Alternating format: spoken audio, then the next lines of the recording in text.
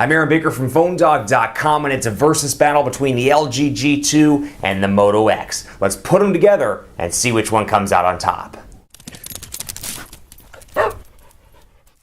Man, I love a good versus battle, and I think you do too, so I think you're going to like this one a lot because it's dealing with two very popular Android handsets on the market. One on the left side, the LG G2, two on the right side, the Motorola Moto X, which are both very popular high-end Android phones that are appealing to a lot of different people. Let's do a quick roundup of the specs. Let's talk about what makes these different, what makes them kind of similar, and we'll come out at the end saying which one is the must-have Android smartphone in this versus battle, which is very similar to a dogfight, but it's one part as opposed to two.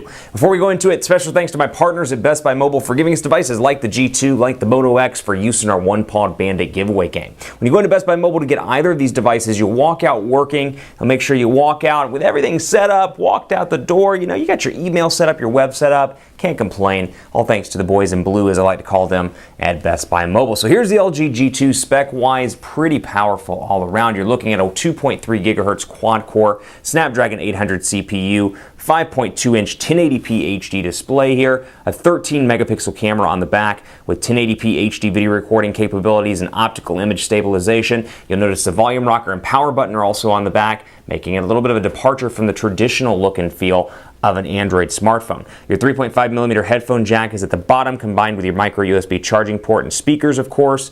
And then you've got your on-screen buttons, as you can see here. 4G LTE capabilities on all of the carriers. This is the AT&T version, which you saw with the logo on the back. And of course, AT&T's 4G LTE indicator. It's running Android 4.2 Jelly Bean with LG's UI, and it's packing a non-removable 3,000 milliamp hour battery. The Moto X is a little bit different because it's one of the first devices that was designed by Motorola, but you can really tell it's got a really nice hand of Google in it, if you will, with the stock look and feel and the overall cleanliness of the device itself. It's a very pure device, not necessarily stock Android, but very, very, very close to it when you look at it versus other devices, namely the Nexus line of smartphones. This is packing a 1.7 gigahertz quad-core Snapdragon CPU with Motorola's X8 architecture here, so you're rocking and rolling behind the scenes with Motorola's stuff. You've got a 4.7-inch 720p HD display on this device. Very pocketable, very easy to keep around in the pocket and use on a daily basis in one hand. You've got, of course, your camera on the back, 10-megapixel camera with 1080p HD video recording capabilities. Battery-wise, you're looking at a 2,200 milliamp hour battery, 4G LTE connectivity on AT&T. And I should point out also that AT&T, at least right now, has exclusivity on what's called Moto Maker. So you're obviously noticing that the back of my device and the accents, both around the camera ring and on the buttons themselves, a little bit different from traditional smartphones. Moto Maker allows you to customize the back plate, select between two colors for the front plate, and of course do your accents around the sides here as well. Moto Maker is a customization option online, and right now it's exclusive to AT&T, though if rumors are any indication, it'll come soon to Verizon Wireless, and I expect at some point in the future to other carriers as well. This one comes in black and white depending on your particular carrier. As you can see here, the AT&T logo on the back. Let's dive right in. You can see first of all the screen size difference on both of these units, and also rather you can see the back and the way that they look. This one's a little bit curved both on the sides, looking at it from a landscape perspective, and then looking at it from the top to bottom, you can see it's curved there as well. It makes it really easy to hold in the hand. It gives the Motorola logo here a nice natural place for your index finger to rest for long phone calls. So really from an ergonomics perspective, a very comfortable device over here for long phone calls, for using it while you're on the road, perhaps sitting on an airplane, typing with one hand. Really a comfortable device to use. Over here, definitely on the close, I should say, definitely close to being on the big side. LG, in the presentation in New York City a few months back, said that 5.2 inches, based on their research, is the perfect screen size because it's right at the edge of being too big for one-handed use, but still gives you that maximum screen real estate, making for a great experience in terms of content consumption. So that's why they chose 5.2 inches. And I can use this with one hand. Granted, I have pretty big fingers and pretty big hands, but I can use this with my one hand and not have a problem. We're running Android 4.2 over here, Android 4.2 over here as well, and you can see, even though it's running the same version theoretically of Android, very different thanks to LG's user interface versus Motorola's pretty light customizations on the Moto X. You can see over your applications and widgets tabbed out like they are over here on this near stock version of Google, or of Android rather. And then you've got your search button shortcut, then you've got a shortcut here to delete applications on the fly on the AT&T LG G2. Out of the box, as you would expect, you get a lot of AT&T stuff on the G2. Amazon Kindle, AT&T Code Scanner, Drive Mode, Family Map, Locker, Battery Manager, Navigator, all that jazz.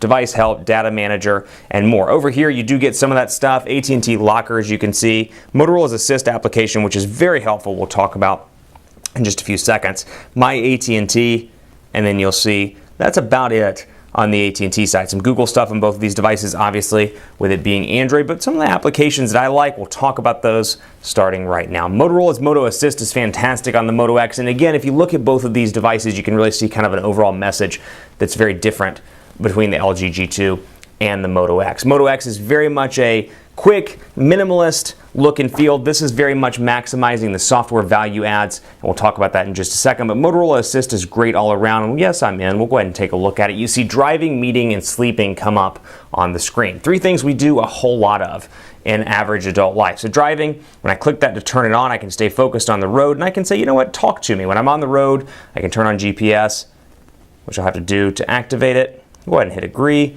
and I'll read, or rather it will read text messages. It'll tell me who's calling, and I can do a quick reply if I want to. I can resume music play. So this is great. It works with the accelerometer in the device to determine when you're at driving speed and when you are. Now that it's turned on, it kicks it into driving mode. Meeting down here as well, it takes a look at my calendar and says, hey, you got a meeting from 1 o'clock to 2 o'clock today. We'll go ahead and kick the phone on silent while you're in the meeting so you don't get interrupted. A great feature there as well. Sleeping over here, get a good night's rest. As you would expect, you can select a certain time, 11, let's say to 6, and I can silence my phone with the exception of important calls, and I don't have to worry about doing that every single night. It'll just automatically do it when that's activated. So a nice little touch over there. Taking a look at the applications over here, really some nice software value adds over on the LG G2. Some of my favorites include, and we'll go to display here to take a look. I can change, of course, the font type, the font size. So the G2 is all about personalization in the software, whereas I feel like the Moto X is more about personalization via the external look and the external feel. So a little bit of a different message there depending on what's more important to you, the look and feel or the internal, or I should say the software itself. Smart screen here, screen stays on when phone detects your face. Smart video, when you look away from video, the screen pauses and allows you to look away and then look back and continue your video work. Notification LEDs as well. There's one on the front of the device and one on the back as well around the power button. So you got a 2-for-1 notification light there, and I'll go ahead and flip this back into portrait mode. And we'll go down through here and take a look at some of the other goodies here. You've got, of course, your sound, a lot of different customization options, and one of my favorites on the G2 or LG's user interface from a broader perspective is the ability to change your individual applications. So let's say browser, for example, I can press and hold that, click right there, and you'll see I can change my icon here, and I can go and say, you know what, I want my icon not to be a globe, but to be a B for browser. So I can click OK, and you see it pops in there right there with a new icon. So really gives you the option between that and, of course, your typical stuff as you would expect. Text messaging, box colors. You've got a lot of different options for customization here. Conversation theme, and I can change the background wallpaper to that. I can change the bubbles to that, or even that or that. And you can see a lot of different options as you move through this device to customize on the software side. So really cool feature over there, and I think that's what distinguishes the G2 from some of the other high-end devices in the market, and particularly in this versus battle between that and the Moto X. Now, one thing I like about the Moto X, jumping back really quickly here, it's got a really cool feature, well, two cool features I should say. One is OK Google Now, and then the other one, which we'll activate that and take a look at in just a second, but the other one is the ability to type a text message from your computer using Motorola's Connect software. So it's a browser extension that works through Chrome. I can install that, and from there I can configure my phone with it rather. And I can see my missed calls and my text messages, and in the case of messages, I can reply back via my computer. So I'm the king of having my phone on silent because I'm in meetings, I'm on calls, I'm shooting video, and I usually flip it upside down when I'm doing that. For whatever reason, it ends up upside down after a call or something like that. So I either don't see the messages or I'm in a conference room across from my office. With Motorola's Connect or Moto Connect, I can access my messages without touching the device and respond back and forth real time, which, given I'm usually on email, I'm usually on my computer presenting or doing something like that. So I can do it right there from the device itself. And when I get a phone call, it shows up on my computer real time as it's showing up on my phone, or near real time, I should say. It's about a second behind in real life, but near real time on the Moto X. And of course, with the Moto X, you can say the phrase "OK Google Now" and activate that little feature as well, which gives you the ability to call from using Google Now and message using Google Now and check the weather and things like that. And it's recording everything I say and trying to open a Google search. But you get the idea. It's mentioned in the Motorola advertisements for Moto X, and it's a nice feature on the device. It's called the anti-lazy phone feature, as I like to call it. Let's take a look at cameras here. 10 megapixel camera over here, 13 megapixel camera over here. There is a software update rolling out on the Moto X to make the camera better because it did suffer from some issues rather at launch. And it is better now with the update. So we'll take a look here and we'll shoot a quick shot of the G2. And you can see I can move from the live camera itself directly into the gallery, and from the gallery I can edit the device, or edit the image rather, just by clicking right there. I can change it to vintage, kind of like an Instagram-like look and feel here with black and white, punch, none, bleach, instant, all latte, blue, lots of different options here to crop and add a frame and more from the device itself. Now over here, optical image stabilization with a 13 megapixel camera, and you've got a wealth of options here: cheese shutter, color effect, white balance, ISO, and more, and including some really nice modes like HDR, beauty shot, dual camera, which allows you to use the front and rear facing camera here. Don't need to see that. And I can move it around wherever I want to, and from there I can change the actual frame as well just by clicking here and going to stamp, oval blur, instant, and more. So for example, it brings up the date in that case. So really a nice camera all around. There's a lot of features here. It's very feature rich with time catch shot, intelligent auto, and more. So if you're looking for a camera that's not only good and has optical image stabilization but gives you a wealth of editing options within the camera app itself, it's really a nice choice. Now it is a versus battle. One winner has to be declared. The winner of the versus battle is the LG G2. It offers a wealth of software features, the latest iteration of the Snapdragon CPU, the Snapdragon 800 CPU. It's actually the first device to launch in the US on a carrier with Snapdragon 800, followed pretty closely by the Galaxy Note 3. So it's a nice CPU, good amount of RAM, a nice big display that's 1080p, great software value adds, and availability on multiple carriers in an existing configuration, whereas over on the Moto X, a great device all around that's really pocketable and really nice, but Moto Maker only available right now on AT&T,